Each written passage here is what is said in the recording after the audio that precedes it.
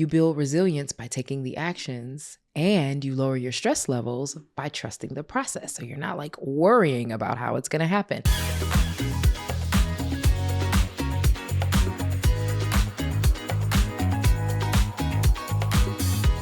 Welcome back to Humaning Well. My name is Amber Cabral. Thanks for joining me today. Today's episode is about self-doubt. And this isn't a pep talk episode. It's honestly going to be a real story about something that happened to me recently that was a really great reminder. On a random Friday afternoon, after I basically cried, questioned everything, wanted to throw everything away, figured I was going to give up on Humaning Well altogether. So if you're someone who's building something or working towards something right now and wondering if it even makes sense, like period, or if it ever made sense, this episode is probably for you. So as y'all know, because you listen to this podcast, I've been working on Humaning Well for some time. This concept really started in some form last summer. The framework, the mission, the vision, the values, all of the related stuff that has been part of this journey has been built pretty much since like last year after my TED Talk. But transitioning my business and pivoting to a more aligned path has been kind of slow. And so I've honestly I don't know, it's made me question the work that I've been sharing around Humaning Well altogether. Like, does this even make sense? Like, it feels like people are interested, but am I resonating? Like, is what I'm saying, like, actually clicking for folks? Maybe I'm just delusional about the work I've been doing. And maybe I'm just, maybe it only makes sense in my brain. Maybe this is just nonsense. Like, I've just been having a really difficult time. It's like getting across that, like, I am still doing equity work, but like, it has to be bigger than what we thought DEI was. It's not just what that was. So anyway, a couple Fridays ago, I was just having a moment over it for real. And I was over it for real. And, this season of my life has been kind of jarring and also really transformational, from my work to my appearance, to my friendships, my relationship, like all of it has been changing. And so for what all has been very clarifying, there's also been a lot of like really isolating things. And honestly, I've just had a lot of moments where I've just been like, I should just quit. I don't even know what quit entirely means, but I think I kind of mean like, let me just stop doing this. Let me let this podcast go. Let me go look for a regular job. Let me stop coaching. Let me relocate somewhere completely nondescript where people will never like even know who I am and just start over. Okay. Like those kind of moments. Now, the good thing is I have a really fantastic team, and my team, they're not really likely to let me just stop. But anyway, my team meetings are typically on Friday. And so a couple Fridays ago, I was feeling very consumed with self-doubt. Like I was deep in this feeling that I just described to you. And I had a really tough meeting, even with my team, mostly me apologizing that like, I know things are slow, wishing that, things were not slow, admitting that I'm tired and that I wish I had more answers for like what's going on with businesses. I know what's going on with businesses. Everybody's kind of freaked out and moving really slow and cautiously because there's all this like, oh my gosh, there's a recession coming. And then there's also the tariffs and, so there's a lot of like hangups that impact, the folks that typically hire me and keep my business going. And, we were just brainstorming ideas to maybe figure out how to get Humaning Well, the concepts, the podcast in front of more people, and make it so that it's digestible and easy, so that folks want to share it, because that's how things move. It's like people share things. So anyway, it was a tough conversation, like it was an emotional one because, this is probably one of the most difficult times in my business. I'm also deeply aware that I am incredibly privileged to be able to navigate the way that I am, but there were tears. I was feeling hurt and disappointed and absolutely like quitting everything. And my team is super dope. So of course they're just not having it. Right. Anyway, I get off that meeting and I look at my calendar and realize, oh, I have another meeting later today, which is wild. But I'm like, let me get my mind right, right? Like, so I jump into my modalities that help me get out of a funk. Like I took a walk, I did a little bit of visualization, I made myself a good lunch. And at the end of all of that, I was still feeling a little off. I literally remember being in my kitchen and I just like pounded my hand on the kitchen counter and was just like, look, God, I don't know what you want me to do, but if this is what you want me to do, you need to make it like crystal clear. Like I was so frustrated. I was in tears. I was just like, this should not be this hard. Okay. I realized I got to get myself together for this client facing meeting. So I do. By the way, I never have client-facing meetings at 4:00 on Fridays. Like, it just doesn't happen. So anyway, I have this 4:00 implementation meeting, which is basically that we have a new client that's hired me to do a keynote later this year. I'm super grateful for the work. So I just like, yo, someone's hiring you, pull it together. Let's make sure that we give this client the experience that they deserve. Okay. So I get on the call and there are these 3 super nice women and we go through introductions. And what I expected was a typical like implementation call where it's like a typical exchange where I'm asking questions, trying to learn more about what the client wants and trying to better understand the event that they're trying to launch. You know, what can I do to enhance that experience? What I got, so much better. So remember, I'm literally coming from a moment in my kitchen where I'm like, okay, God, just tell me what it is. You know, God, the universe, whoever the person is that has the message to tell me what I'm supposed to do, can I get the message, please? Because I'm at my wit's end. And turns out that this client, which is actually a university, by the way, has an annual conference and they have hired me to be the keynote for it. And here's the kicker. The theme of their conference is humaning well. My humaning well. The thing that like just a few minutes ago I was in tears about and like maybe feeling like I should just throw it away and maybe it didn't make sense and maybe it was too confusing. And like this humaning well is the theme for a conference at a university. I'm gonna try not to cry during this podcast, but like these women showed up to this call like with an outline of what humaning well was as a concept based on what they have learned from this podcast and in other places like LinkedIn. They legit told me what humaning well means to them, wanted to make sure that they had it right, and they did. They built an outline for the conference that included several workshops aligned to each of the pillars of humaning well. So health, wealth, relationships, growth. Yeah, they had workshops aligned to that, in addition to content from my books. This isn't like a small internal university event. This is a conference that's open to business leaders and has like over 200 attendees every year. Moments ago, I was like, does this make sense? Should I be doing this? What is happening? And then I get on this call. I was just so floored, and forgive my voice for cracking up because, you know, this is incredibly emotional for me to share, but I was just so floored at being seen. I could not help but to tear up. I literally had just said out loud, I need you to make it crystal clear that humaning well is the right thing, because I am legit feeling like I'm yelling into the wind. And sometimes that is just like, it's demoralizing, it's frustrating. And not even an hour later, I am on a call where complete strangers who I have never met, who do not know me, are legit telling me, we want your content to be the central theme of our conference. And not only that, they took the time to take what they learned that I have shared and reflected it back to me. These are academics, like literally presenting their outline of my concept to me. I mean, mind totally blown. Immediate clarity, like right then. It was such a palpable moment. It literally felt like my world was like, see, you're not tripping.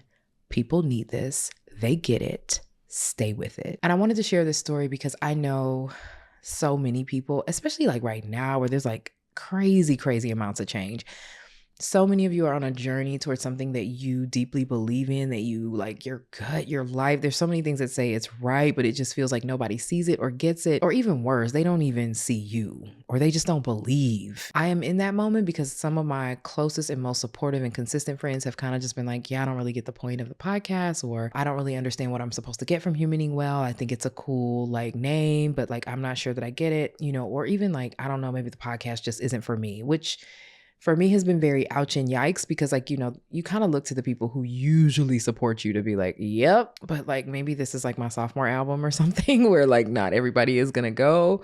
I don't know. I just want you to know that this is normal, because, you know, as I step back away from that moment, you know, on the call with those women working on this conference, I realized I had the same moment with both of my books. Like there's just a point when you're writing, I feel like, where you've just written so many words that like, you're just like, does this even make sense? Am I even being helpful? But you have to push past that and get the book done, right? And I still finish both books. I still roll up on them like out in the world and in bookstores and see people with them, and people ask me to sign them. And like, I still have people tell me that they get so much and have gotten so much from both of those books. My first book especially, right? I just want to affirm and assure you that self-doubt is normal. I have it too, even though like I live my life, you know, through humaning well. I believe in this concept deeply. I even if I were to abandon this entire experience, would not change what I'm doing because I know it's right. But the self-doubt is going to happen. It doesn't mean that the work is wrong. It doesn't mean you're on the wrong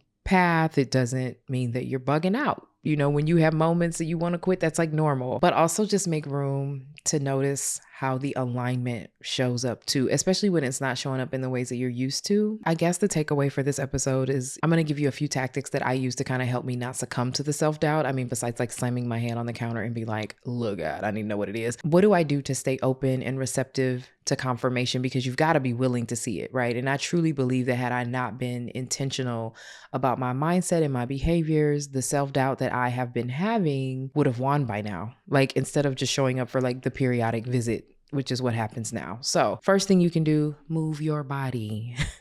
Move your body. When I am in a deep moment of self-doubt, one of the things I really like to do is figure out what kind of movement I can do like right away. It could be a walk. It could be a stretch. It could be, you know, a quick dance break to a 90s playlist in my kitchen. I mean, whatever. Sometimes I just go and stand on my vibration plate. If you don't know what that is, Google it. You don't need to buy anything though. So if you don't have one, that's okay. But movement, I know, stimulates the release of dopamine and endorphins, which like help, you know, give you the good, happy moods that we like, right? And so I'm trying to reduce anxiety. I'm trying to reduce self-doubt. I need dopamine. I need endorphins. And I don't necessarily want the scrolling on your phone kind because that kind doesn't last, okay? And so when you move, you literally help your brain shift out of like that limbic fear zone and into a space where you can instead intentionally reassess instead of just spiraling out of control. And ever since I learned that that was a thing, I do keep on my calendar. I don't always take it, but I do keep on my calendar a standing 30-minute walk where I can just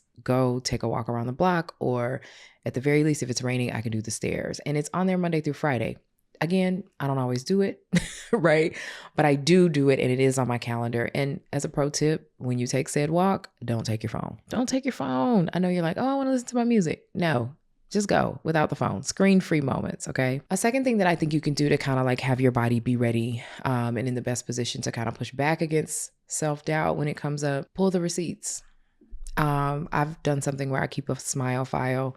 Most of my life I've had this thing since, you know, I joined Walmart, which was, gosh, I don't know, was that 2011? You know, I keep a smile file. And so on the days where doubt, you know, really has hands and is giving me the business, I go back to the proof that I have collected of who I actually am. And so it's screenshots of text messages from folks that I, you know, really value their opinion, and or they've given me some great feedback. Sometimes it's people who have sent me really great messages on Instagram, like, you know, this thing you said really changed my life. That course you taught me really helped me make some major decisions or see things really differently. Or I read your book. Like I screenshot that stuff and keep it all the time. Emails from folks who tell me that the work that I've done has helped has also been, you know, super helpful. Notes from friends. I mean, I will really sit down and do a deep, sometimes it's pictures of like things that I've accomplished. I take a moment to just really digest that, like, yo, there's some stuff that's true about me. You know what I mean? Like it's real about me. I've done the work. And the reason I think that this is super important is because your brain has a negativity bias. Like we are, as humans, we are wired to register negative experiences much faster than positive ones because we're built for survival. We are here to like be able to notice the danger and make the adjustments necessary. And like the brain still works that way. And so when you intentionally recall positive affirmations or successful outcomes, you are strengthening the neural pathways that support self-trust, that like support motivation. The name for that is actually experience-dependent neuroplasticity, which is a very technical term, but it basically means that like your experiences make your brain more flexible in the ways that will receive those experiences. So you want to give it good experiences. You can literally actively and intentionally, like through this experience-dependent neuroplasticity, you can train your brain to believe in you. So when the self-doubt comes, your brain also will start to feed you, wait a minute, is this right? Let's do some things to make sure we're clear that this isn't right. Third thing you can do, manifestation. I know the internet is all manifestation and it feels a little woo-woo, but there's actually science behind it. You can make it a practice. You know, this is not fluff. And I'm going to give you these steps. They're based on a neuroscientist that I follow, and I'm going to share her name at the end of this, but just take these steps to actually manifest according to science. First, get clear on what you want. We've talked about this in an episode. What do you want? All right. What do you want? Get clear on what you want.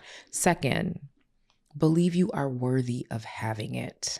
Such a huge part. You can get clear on what you want, but like if there's still a part of your body that's like, your brain is going to respond to that. Okay. So you've got to believe that you're worthy of the thing that you want. Third thing you have to do, be grateful for what you already have, whatever that is, big, small, tangible, not. Be grateful for what you already have. Number 4 is align your actions with your intentions. So that means what I am actually doing aligns with what it is that I say that I want. Okay. My behavior should point me in the direction of the thing that I am telling my brain that I want, that I believe that I deserve. Okay. And then number 5 is trust the process and go with the flow, meaning like, don't be super married to how it happens. Trust the process. Go with the flow. Navigate what you got to navigate as it comes, but keep continuing to do these steps. And you should do this regularly. Following these steps allows you to activate the prefrontal cortex, which we have talked about. That's the part of your brain that, skews towards optimism. And you can rewire your neural pathways into believing in yourself. Okay. You build resilience by taking the actions, and you lower your stress levels by trusting the process. So you're not like worrying about how it's going to happen. If you're consistent with these steps, as in like every day if possible, every morning if you can, or every night before you go to bed, you are literally retraining your brain. Now, the neuroscientist that I got this from, I may have mentioned on this podcast before, I love her work. Her name is Dr. Tara Swart. It's TaraSwart. She's on Instagram. She's one of my favorite neuroscience follows. I got this manifestation steps that I just shared with you from her. And I do it. And I think it's why in my deep moments of emotional self-doubt, I am receptive to the things that are coming to show up to be like, hey, maybe don't go down that path, right? And I'm grateful for that.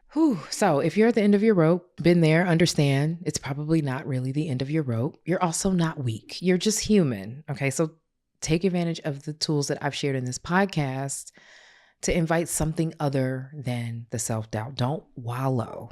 Okay, don't wallow. Think about what you can do to shift your mindset so that you can actually see something else when it shows up. Because otherwise, you're only going to see the thing that's affirming the self-doubt. And that we don't want to live there. Okay, so that's the episode.